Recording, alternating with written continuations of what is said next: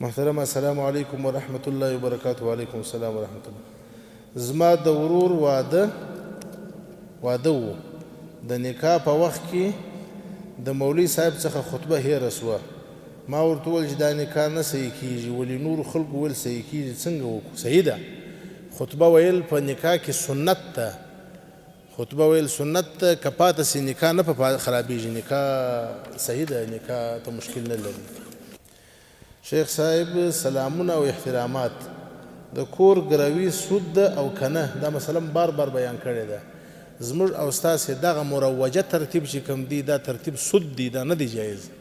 دا چې خلک یې په ګروي باندې نیسي 15 لکه 10 لکه 20 لکه ته هغه ته ورکې او دی تا ته کور درکړي، دا ستا پیسې د ده سره قرض دي، دا 10 لکه هم بیرته ځینې غواړې او 10 کاله 2 کاله 3 کاله د ده په کور کې هم تېر کړله. پر هر قرض باندې چې نفع واخیستل سي هغه په سود کې شمار دي.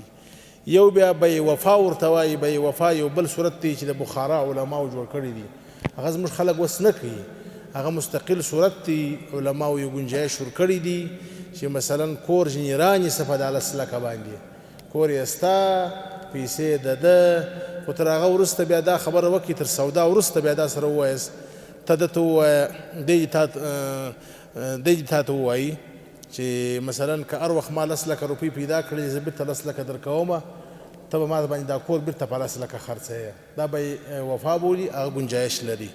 او دا مروجه ګروي دا خو سراسر سود دی.